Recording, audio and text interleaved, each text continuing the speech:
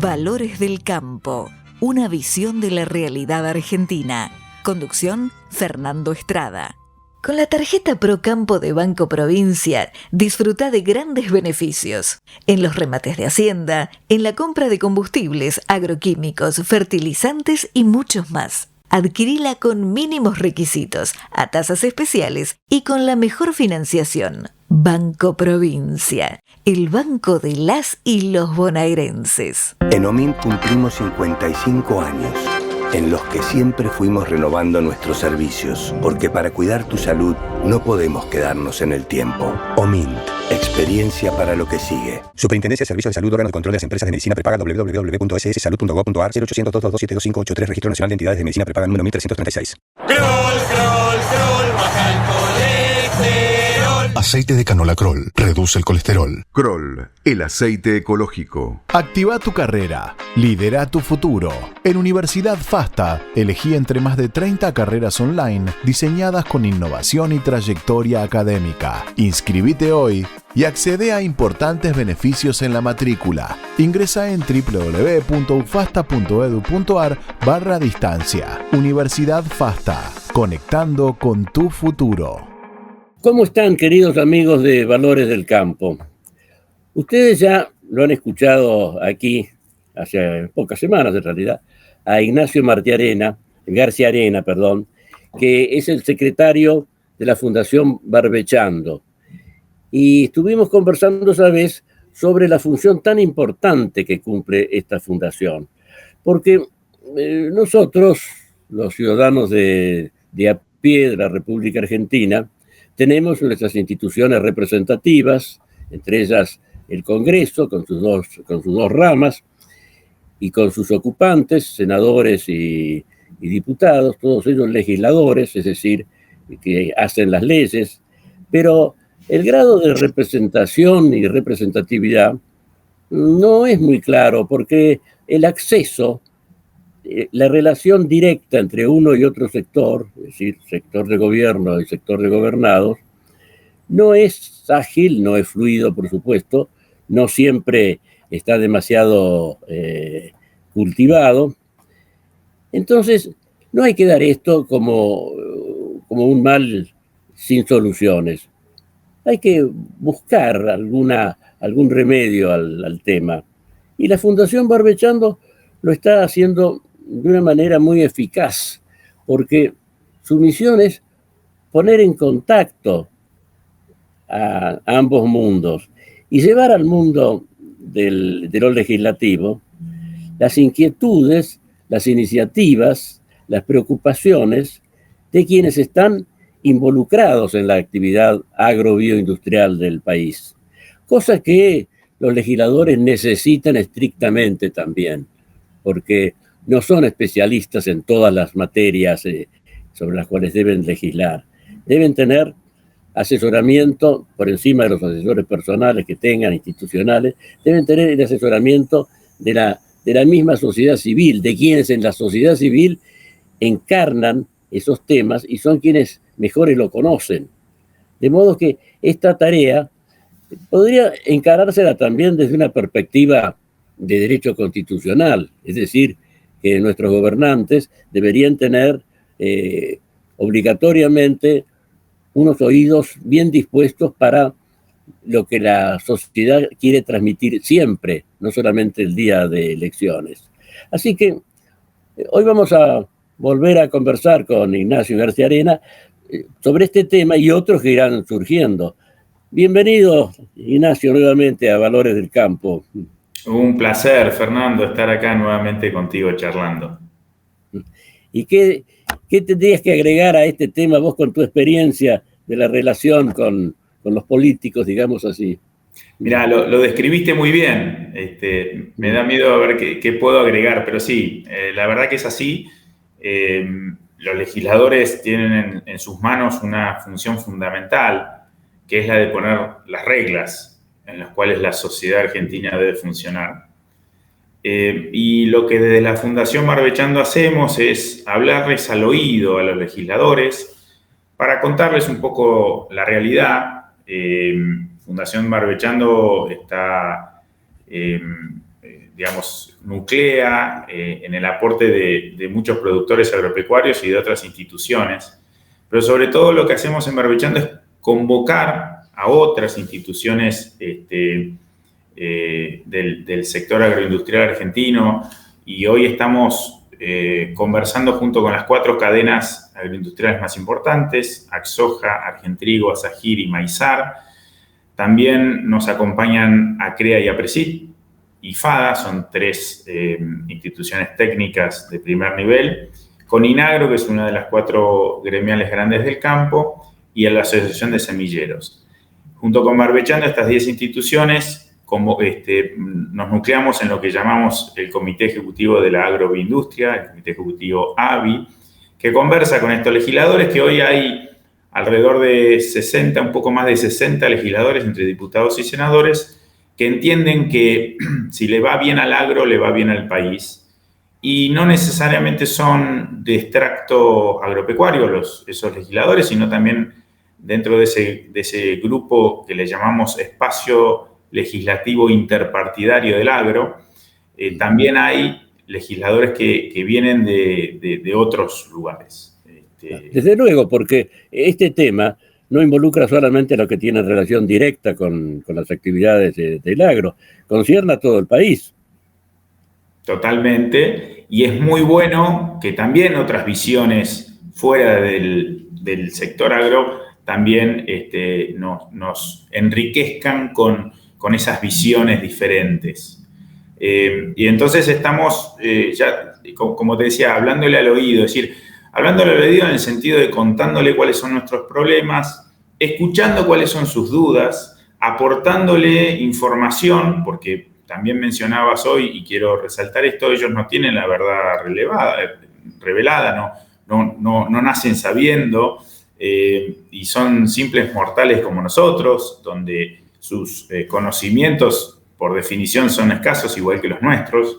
Por lo tanto, lo que hacemos nosotros es, cuando surgen temas y dudas, nosotros nos damos vuelta y le acercamos el mejor interlocutor posible al tema en cuestión, para que se instruyan, para que aprendan, y generar ese diálogo de confianza que debe tener un legislador con su sociedad.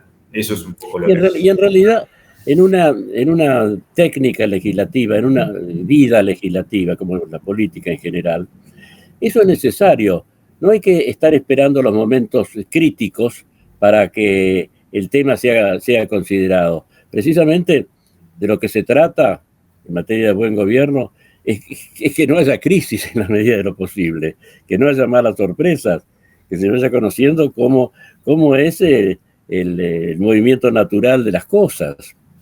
Sí, hay de las dos cosas. Hay cuestiones de base, que son un poco las que vos te referís, que es importante que se vayan conociendo, y hay otras cuestiones más coyunturales que son inevitables, y sobre todo en Argentina. Es decir, la coyuntura donde de todos los días que surgen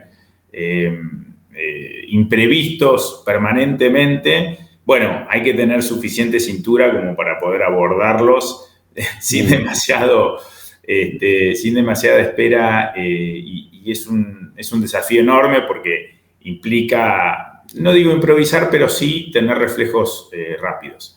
Y en cambio hay otros, que son a los que vos más te referías, que son temas más de base, que son fundamentales ir trabajándolos con tiempo, ir generando consensos, que de eso se trata. El Congreso es una gran caja de consensos. Eso es una linda definición de lo que es el Congreso Nacional, o lo que debería ser. Entonces, están esas dos visiones, esas dos vetas, esos temas, esos dos grandes grupos de temas, los coyunturales y los de base. Bueno, tratamos de abordar ambos desde Fundación Barbechando. Y los resultados son bastante favorables. Yo recuerdo que hablabas de un grupo de casi 60, 50 legisladores que ya están incorporados a un espacio permanente de diálogo. Sí, habría que ver qué métrica vamos a usar para ver si esto es exitoso o no. Si la métrica fuese leyes aprobadas a partir de... La verdad que eso sería... No tendríamos un resultado bueno porque todavía no hemos tenido ninguna ley que haya surgido de este espacio, el ELIA, este espacio legislativo interpartidario. Pero sí dar la conversación y generar confianza en eso y por entender cuál es la respuesta que estamos teniendo respecto a los legisladores. Claramente, si bien es una métrica más subjetiva, es igualmente valiosa y ahí es donde hacemos hincapié. Me gustaría contarte también, Fernando, algo que sucedió en Buenos Aires hace un par de semanas atrás, que hemos recibido a legisladores de otros países de la región, de Sudamérica, básicamente, en la segunda cumbre sudamericana agroglobal. La primera fue allá por el mes de octubre en Brasilia, donde nos juntamos por primera vez, donde se juntaron por primera vez legisladores de Brasil, Argentina, Uruguay, Chile, Paraguay, y esta vez, hace un par de semanas atrás, en el Salón de los Pasos Perdidos del Congreso de la Nación, también se convocaron legisladores de esas naciones para poder empezar a tener una... Es decir, este espacio de legisladores argentinos con los cuales nosotros trabajamos, con esto que veníamos hablando, bueno, esos legisladores se están juntando con legisladores de estos países hermanos para empezar a generar agenda propia, obviamente una agenda distinta, una agenda regional, apuntando a defender un poco los valores de lo que es la agroindustria de esta parte del mundo, que tiene mucho para aportar al mundo. Esa cumbre fue un éxito total.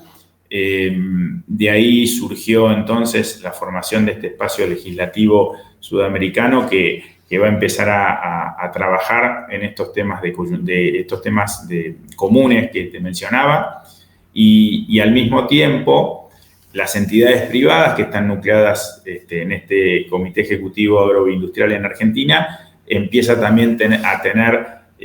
a empezar a tener también diálogo con espacios similares de estos países. Entonces, de esta manera tendríamos una forma donde abarcaríamos los temas regionales, tanto del sector privado como del sector público, concretamente desde los parlamentos.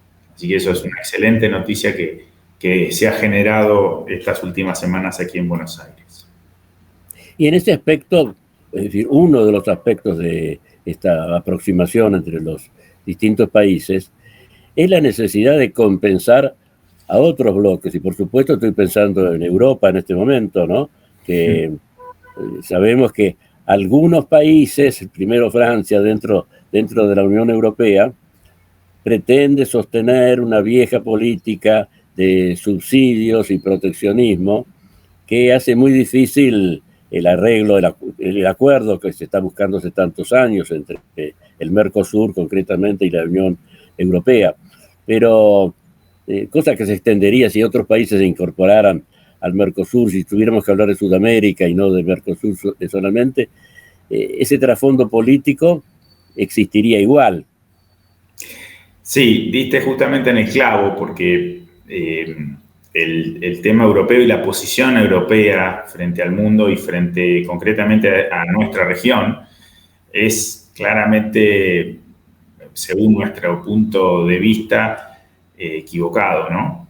Y esto excede un poco a lo que es el Mercosur. Si bien el Mercosur tiene su conformación, este espacio trata de posicionar a la región entera, ¿no? Desde Colombia, te nombro los países que ya participaron de esta cumbre: Colombia, Brasil, Paraguay, Uruguay, Argentina, Chile y Perú. O sea que excede los límites del Mercosur. Y sí, la posición europea, como bien vos mencionás, de alguna manera está influenciada por la ideología y no tanto por la ciencia, por el sentimiento más que por la razón. Y lo que estamos intentando contraponer en esta parte del mundo es justamente hablar de generación de alimentos y de energía de origen verde, digamos, puesta en una posición no tan sentimental y tan ideologizada, sino de una posición más racional y del lado y de la mano de la ciencia. Básicamente es eso, porque estamos siendo cuestionados fuertemente y nos meten a todos en la misma bolsa. Obviamente la realidad colombiana no es la misma que la brasilera, ni la argentina, ni la chilena, ni la uruguaya, ni Paraguay tampoco. Entonces, Europa tiende a eso, a meternos a todos en la misma bolsa, a no diferenciar, a dejarse llevar de alguna manera, por cuestiones, como decíamos, ideologizantes y sentimentales. Así que poniendo luz justamente en estas cuestiones, ese es uno de los primeros puntos, tal cual. Esto que decíamos de los puntos comunes a trabajar entre estos países, básicamente es eso. Claro. Y aparte de ideologías y sentimentalismo, hay una cuestión de intereses también. Bueno, claro, por eso tiene, cuanto más amplia sea la base interamericana, en nuestro caso, para dialogar con bloques tan grandes como es la Unión Europea, creo que se tiene una plataforma mayor. Pero además, ¿cuánta necesidad de penetrar en problemas que trascienden las relaciones puramente económicas y comerciales? Porque están todos esos factores políticos, sentimentales, también ideológicos, que muchas veces nuestros legisladores no conocen porque no han estado en eso. Y es en los que también hay que asesorarlos debidamente. Sí, y advertirlos de cómo vienen. A ver, ellos no tienen por qué saberlo. Uno que está atento a estas cuestiones y escucha esa campana internacional que empieza a resonar en contra de lo que entendemos que son sistemas productivos eficientes los nuestros, y los legisladores no tienen por qué conocerlo y por qué no estar advertidos. Bueno, justamente nuestra función es advertirlos y hacerles ver parte de la realidad. Y de vuelta, con la ciencia en la mano, con la demostración empírica de cómo son las cosas y que nuestros sistemas productivos no solamente son eficientes porque producen eficientemente, sino también con una huella ambiental bastante baja, muy distinta a la que se nos achaca muchas veces desde foros internacionales, ¿no? Entonces hay que explicar, hay que llevar racionalidad, llevar luz, con datos ciertos y con ciencia, a nuestros legisladores para que actúen en consecuencia. Y en este trabajo, bueno, ya has dicho que estás conforme con lo que viene haciendo Barbechando. La recepción también es buena, viendo 60 oyentes atentos y bien dispuestos, es muy importante. Pero, por ejemplo, el tema de los derechos de exportación, más conocidos como retenciones, ha habido un tropiezo en la Cámara de Diputados, me parece, porque se está buscando una continuidad de los beneficios, por decir así, que se han establecido hasta el mes de julio en materia de derechos de exportación. Y no parece que se avanza mucho en esa materia. Bueno, a ver, lo del tropiezo, arranco por atrás. Lo del tropiezo que vos mencionás tiene que ver con que la semana pasada se reunió la Comisión de Agricultura de la Cámara de Diputados para tratar de avanzar con algún proyecto que que ahora vamos a especificar qué es lo que se busca, pero respecto al tema de derecho de exportación. Y bueno, no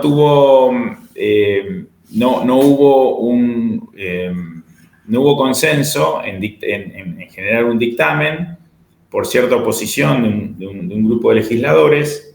Pero bueno, son las reglas de juego, Fernando. Son justamente esa caja de búsqueda de consensos que hablábamos hoy. Y bueno, a ver, no siempre el resultado es el que uno busca, ¿no? En el consenso uno siempre tiene que...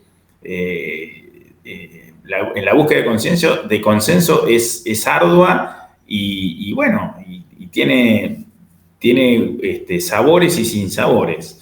No, desde luego. Además, la vida política es una especie de fuerzas que tironean hacia distintos lugares y termina habiendo una resultante.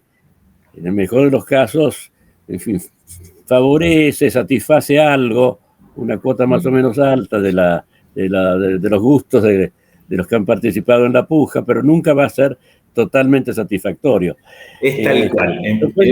Ahora me gustaría preguntarte, ¿cuál sería, desde la perspectiva del agro, la satisfacción completa? ¿Y cuál la mínima en esta materia de los derechos de exportación? Yo te voy a contar la mía. Pero de vuelta, déjame, dijiste algo muy, muy cierto. La fuerza resultante no tiene nada que ver con las fuerzas originarias, ¿no? En física, yo tengo fuerzas que se contraponen y la resultante no tiene nada que ver con la dirección ni con la fuerza de esas fuerzas originarias, ¿no? Sí. O sea que la resultante tal vez no convenza a todo el mundo, pero por definición, en la física lo estudian a eso. Yo te voy a dar mi punto de vista. Mi punto de vista, y que es mi visión, somos 50 millones de argentinos, debe haber 50 millones de opiniones. Pero respecto al tema de derecho de exportación, lo ideal sería que de aquí en adelante, como cualquier impuesto, cualquier tributo, los derechos de exportación tengan que ser definidos por ley. Es decir, desde la Constitución Nacional y muchas otras normativas obligan a que los tributos sean fijados por el Congreso de la Nación y no por el Ejecutivo. Es decir, quien fija los tributos en Argentina es el Congreso de la Nación. Que el Congreso de la Nación en algún momento dado le haya otorgado ciertas excepciones, ¿no?, al Ejecutivo para que disponga algunos tributos, no significa que esa potestad no la tenga el Congreso. Hoy hay un artículo del Código Aduanero, el 755, que es una endija, técnicamente es aburrido explicarlo, pero es una endija donde el Ejecutivo se agarra para poder definir los derechos de exportación y establecerlos. Eso debería ser derogado. O sea que en esta ley que está tratando, esa ley ideal para mí sería que el 755 no exista más, sea derogado, que los tributos, el derecho de exportación, como cualquier otro tributo, sea definido por el Congreso de la Nación, de aquí en adelante, y que los actuales porcentuales que pagan distintos productos por derecho de exportación hoy en día vayan a la baja en un periodo razonable, en una especie de escalerita descendente. Ese sería el ideal para mí. Y que el Ejecutivo se ocupe de dar, prioridad a los gastos sin tener en cuenta este tipo de ingresos, como son los derechos de exportación, que son impuestos que son muy distorsivos y generan tanto desorden en la macroeconomía.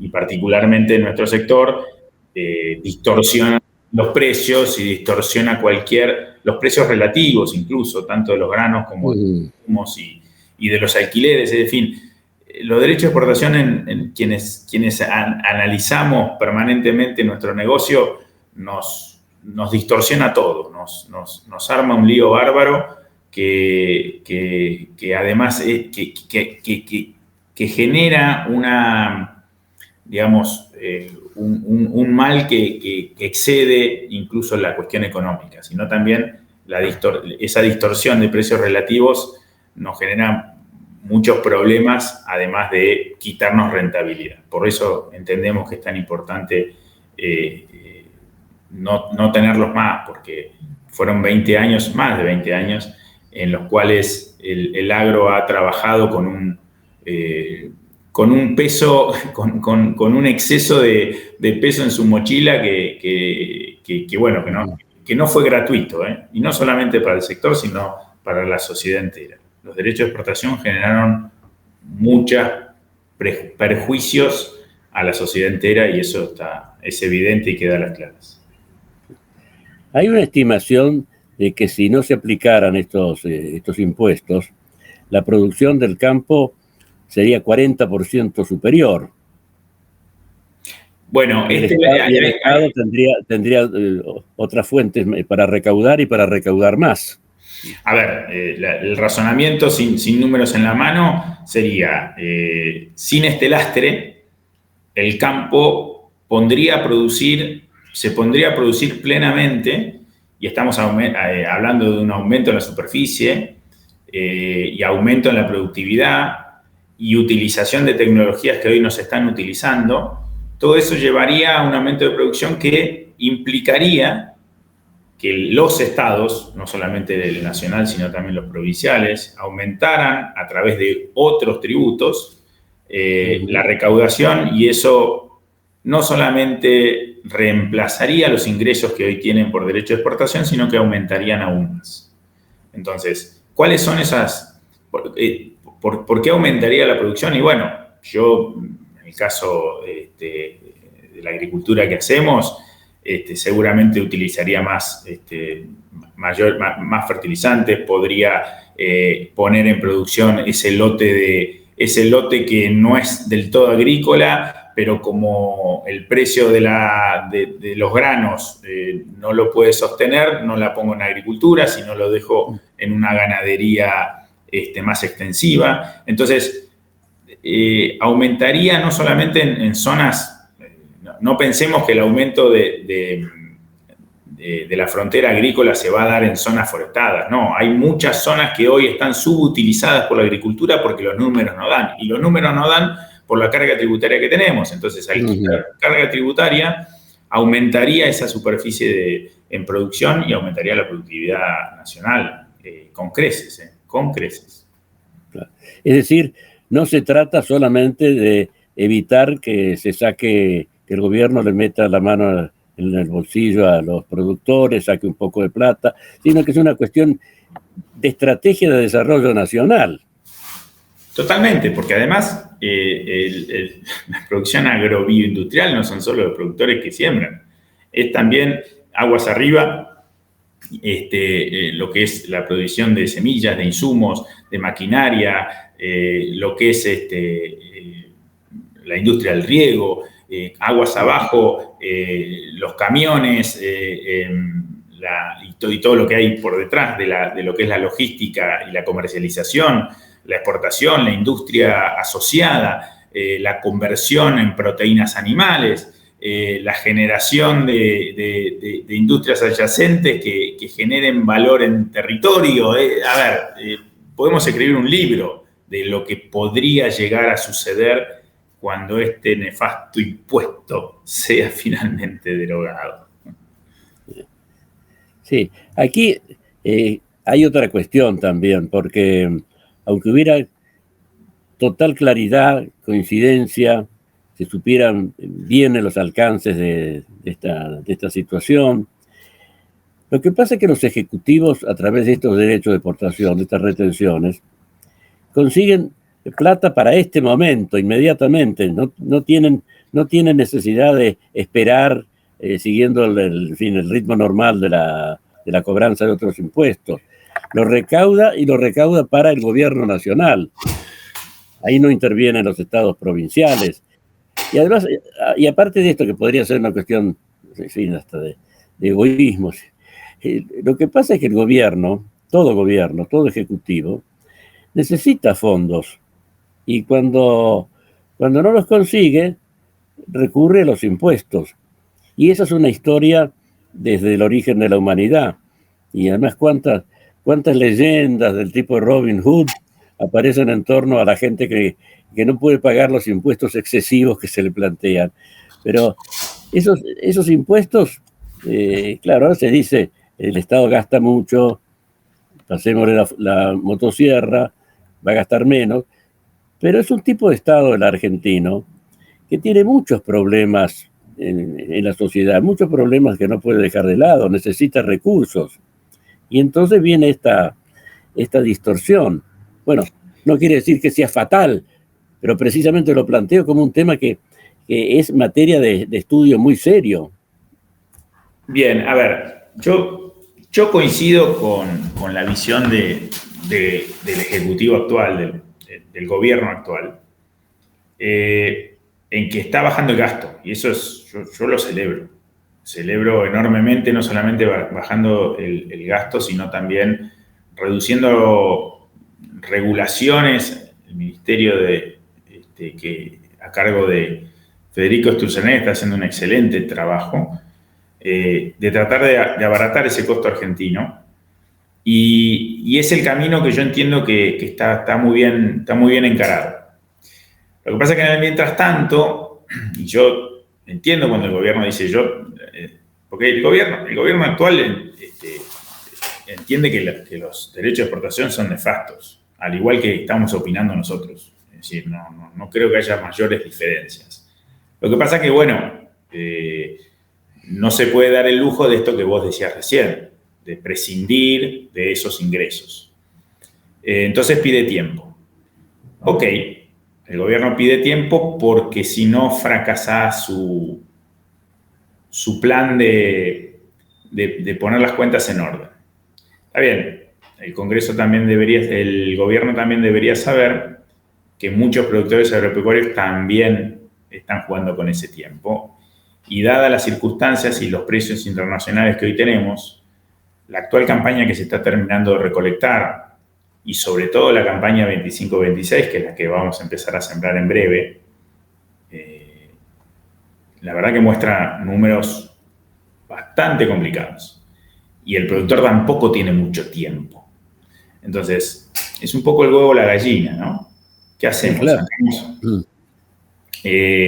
La apuesta nuestra es, señores, si se sacan los derechos de exportación, que nadie dice de un día para el otro. Hace un rato yo te mencionaba que mi proyecto ideal es con una baja gradual.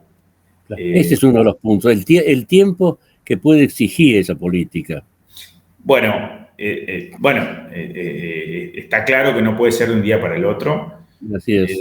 El gradualismo, el gradualismo se convirtió en una mala palabra, ¿no? Hace ya algunos años. Pero a veces no se sabe cuáles son las malas palabras. Se usan tanto que se han confundido con las otras. Uno tiene que tener cuidado. Pero bueno, en definitiva, entendemos que si se quita los derechos de exportación, va a haber un aumento de otros impuestos donde ya no son tan centralizados, porque la recaudación vendría por otros impuestos nacionales, más progresivos que como puede ser ganancias o IVA, y también impuestos provinciales, como ingresos brutos, que tampoco es santo de mi devoción los ingresos brutos, porque de vuelta, al igual que los derechos de exportación, los ingresos brutos tributan sobre las ganancias, sobre los ingresos y no sobre las ganancias, cosa que es totalmente regresivo. Porque cuando yo siembro esa hectárea de medio pelo que hoy no estoy sembrando, yo hoy no la siembro porque yo soy socio del Estado cuando la siembro, no cuando obtengo la ganancia. Entonces, ahí no. Por las dudas no la voy a sembrar. Entonces ahí entra la regresividad ahí está de la exportación. Porque por el solo hecho de sembrar ya paso a ser socio del Estado, mientras que si me cobrara el Estado como solamente impuesto a las ganancias, pues entonces sí me animo a sembrar esa hectárea de medio pelo, porque si me va mal, no soy socio del Estado. Si me va bien, ahí sí empiezo a ser socio del Estado. Y eso es progresista, no es regresivo. Entonces, ahí es donde está la falla del concepto. Y por eso insistimos en que no es una cuestión de tiempo, es una cuestión de necesidad urgente de quitar esos derechos de exportación y no demoraríamos, sería ideal no demorar más. Por eso el Congreso se alineó y hoy se están dando unas cosas muy, muy locas, Fernando, que es que todo el arco político opina que hay que derogar los derechos de exportación, incluso los oficialistas. Lo que pasa es que hay intereses distintos, algunos... y ahí la necesidad de encontrar la resultante. Exactamente, ahí entra entonces la resultante de estas fuerzas divergentes y buscar esos consensos dentro del Congreso. Pero bueno, en esas idas y vueltas, la semana pasada se trabó, la Comisión de Agricultura va a insistir en encontrar dictamen. Yo creo que lo van a lograr, es cuestión de conversar, de charlar, de ponerse de acuerdo y presentar un proyecto, porque había como 6 proyectos originales dando vuelta. La idea es con llegar a un solo, esto de fuerzas de fuerzas resultantes, la idea es buscar un proyecto que le guste a todos, digamos, o al menos que sea aprobado por todos. O sea que no damos por vencido esto, sino que lo importante es que la conversación está sobre la mesa. Los derechos de exportación recién ahora se entraron en el Congreso nuevamente después del 2008, ¿no? Eso ya es una buena noticia.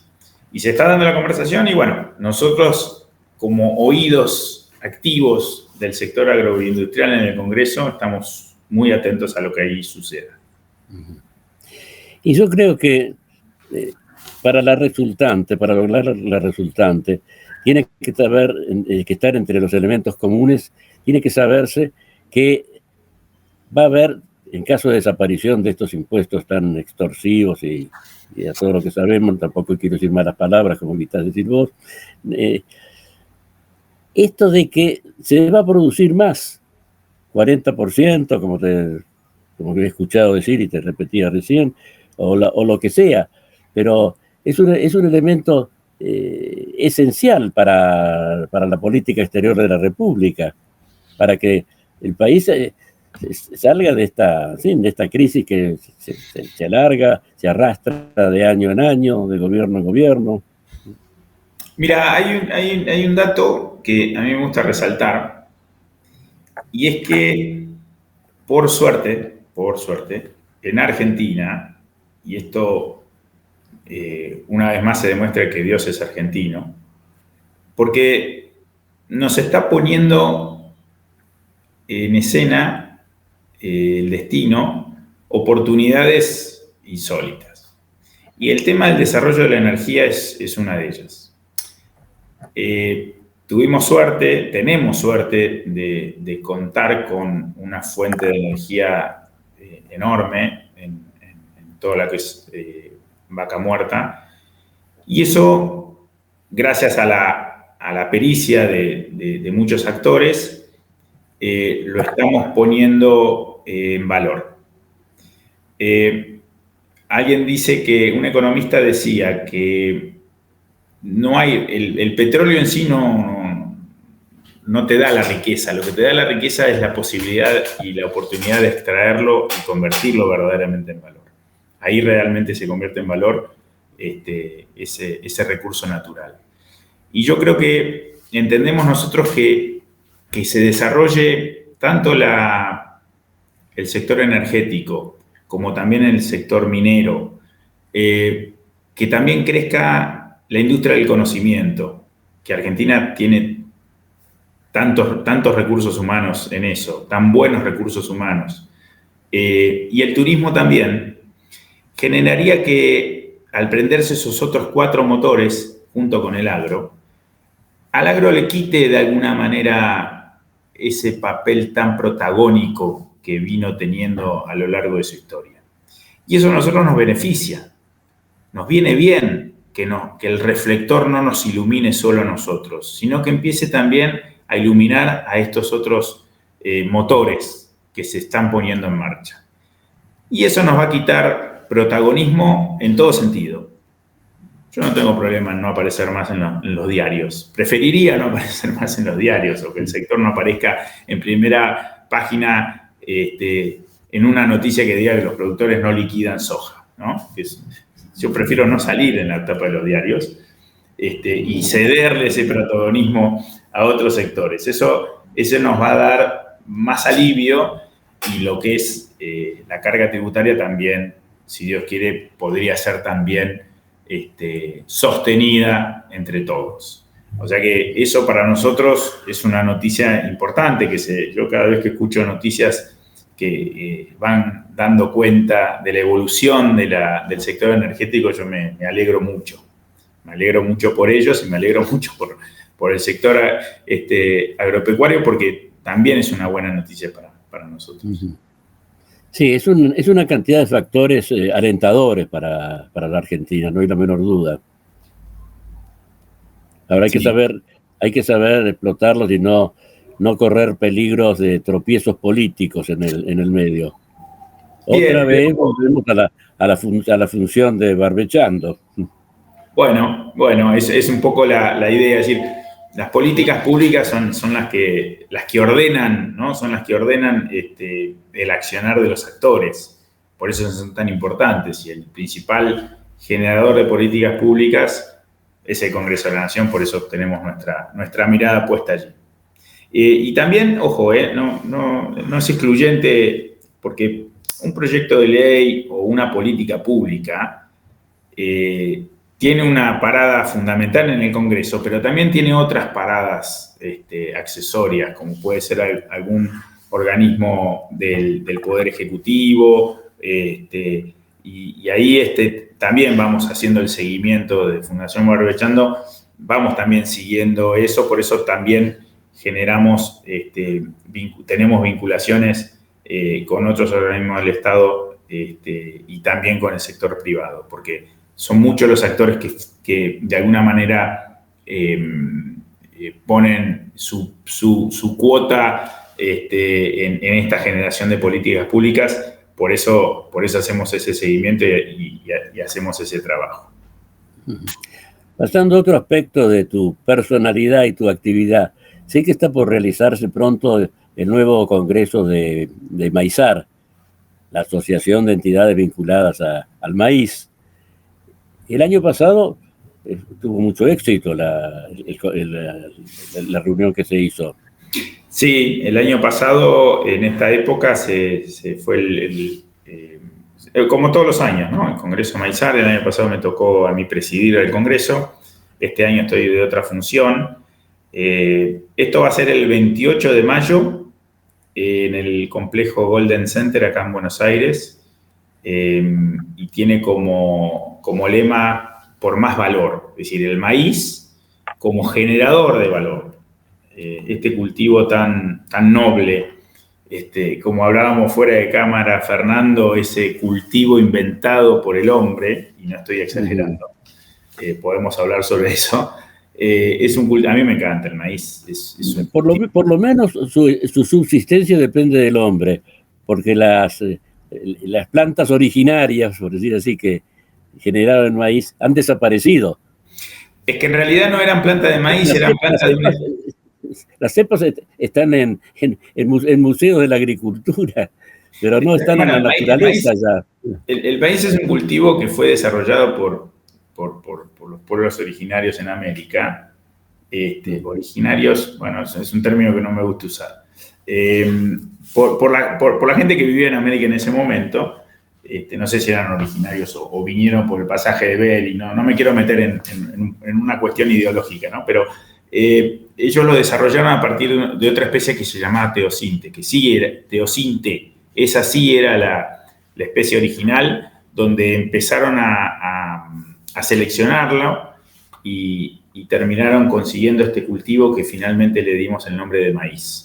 Y que siguió su evolución, siguió su selección artificial por el hombre y que incluso después luego se le fue aplicando otras tecnologías como la generación de maíces híbridos y la biotecnología que permitió hoy contar con un producto, un alimento, una base de alimento, energías y de un montón de otros subproductos que la verdad que agregan un valor enorme. Por eso el lema del Congreso, por más valor. El maíz es un cultivo que permite agregar valor por donde quieras, porque está en la base de muchas industrias y en la base de otros alimentos, como pueden ser las proteínas animales, ¿no? Así que es un lindo lugar el Congreso Maizar que mencionábamos, porque es un lindo lugar para empezar, para seguir discutiendo estas cuestiones respecto a este cultivo tan noble. Maizar es una cadena que nuclea no solamente el maíz, sino también el sorgo. Así que el Congreso Maizar tiene puesta el eje en esos dos cultivos. Y esto del mayor valor es importantísimo y hay que destacarlo en todas las tribunas, ¿no? Porque lo notable de la agricultura contemporánea es que da siempre para más, no solamente en cantidad, sino en resultados. Los biocombustibles, por ejemplo. Hace 50 años no se hablaba prácticamente de ellos, se lo consideraba una especie de experimento. Pero hoy en día es posible, hasta que se dé este fenómeno, que creo que técnicamente ya está resuelto, que no se lo ha llevado a la práctica comercial, que los aviones pueden moverse con biocombustible. Es decir, la producción agraria cada vez manifiesta más que no es un producto primario, sino que es una base, un instrumento para las formas técnicas más adelantadas, técnico-económicas más adelantadas. Totalmente. A ver, el concepto de producto primario es un concepto económico, es decir, cadenas primarias, pero es una definición económica de los economistas. Pero de primaria no tiene nada. De primaria, no tiene nada. De primaria por primordial sería. Yo le daría esa visión, ¿no? Cronológicamente. Bueno, cronológicamente dijiste. Pero en la historia, digo, que primero apareció eso y después... Bueno, ahí está. Bueno, ahí está. Sí, si lo vemos de ese lado, sí, ok. Bueno, por ahí la recolección fue primera, de haber sido el punto cero, la caza y la recolección de frutos, y la agricultura vino después.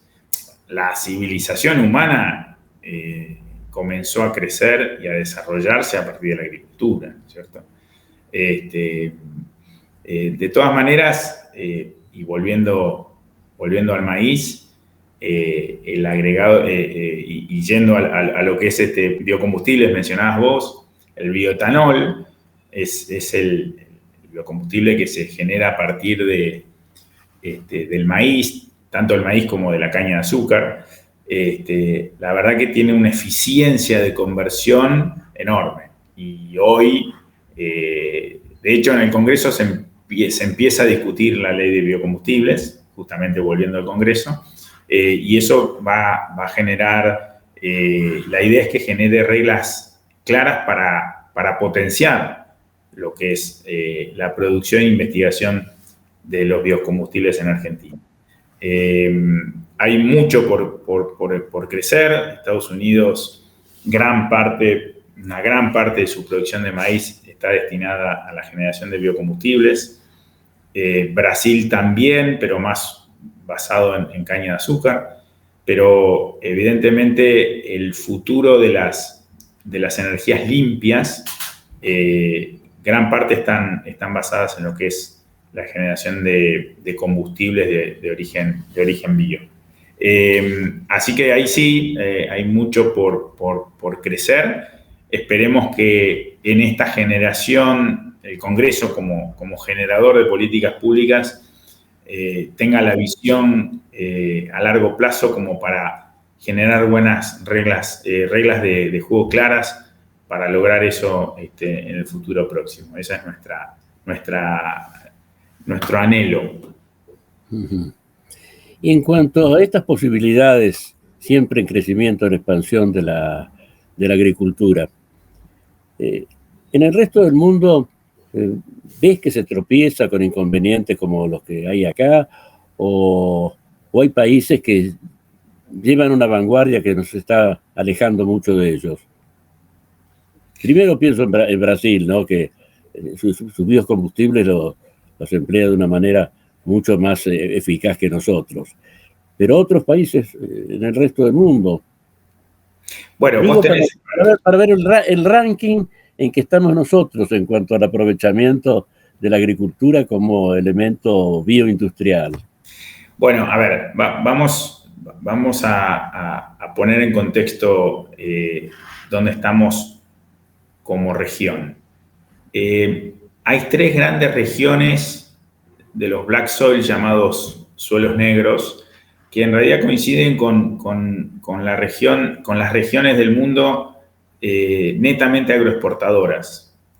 Las 3 regiones son en Sudamérica, donde estamos nosotros, Norteamérica, lo que es básicamente Estados Unidos, el centro productivo, el Corn Belt, y después la planicie ruso-ucraniana, ¿no? Más chica, con algunos otros problemas, sobre todo políticos, pero son las 3 grandes regiones agroexportadoras del mundo.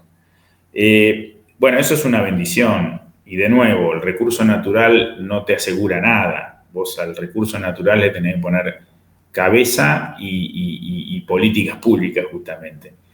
Con eso sí un recurso humano se transforma en valor. Y bueno, acá lo hemos hecho, lo hemos logrado, hemos tenido un sistema productivo eficiente y competitivo, a pesar de esa pesada carga con lo cual nuestros gobiernos nos han puesto en la mochila, ¿no? Que estuvimos hablando largo y tendido hoy contigo. Pero Argentina, no obstante, ha desarrollado un sistema productivo muy eficiente y ha construido un ecosistema muy rico en recursos humanos, en desarrollo, basado en la investigación, en tanto público como privado, ¿no? En otros países, por ejemplo en Estados Unidos, quien hace el I+D, la investigación y desarrollo, son básicamente las universidades.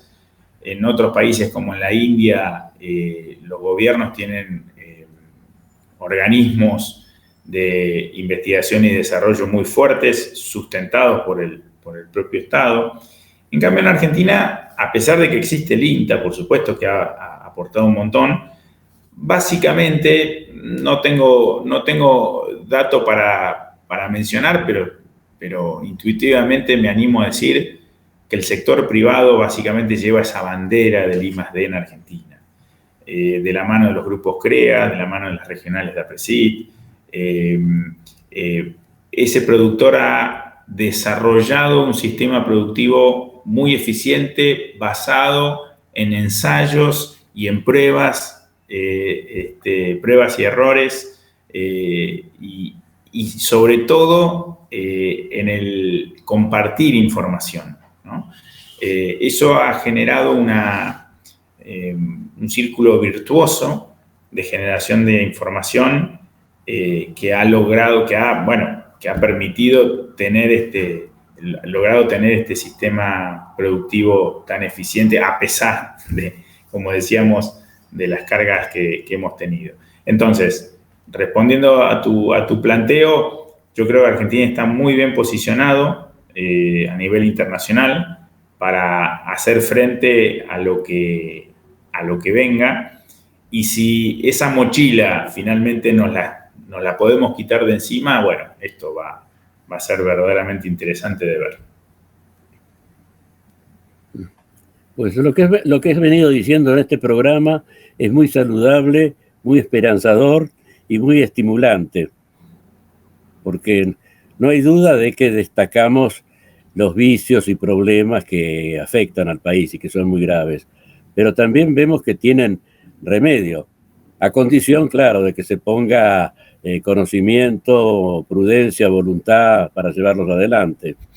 Así que aprovecho para felicitarte y felicitar de nuevo a la Fundación Barbechando. Gracias, Fernando. Sí, somos totalmente optimistas de lo que aquí suceda y está en manos de todos nosotros poder avanzar fuertemente en todos estos cambios que nos merecemos.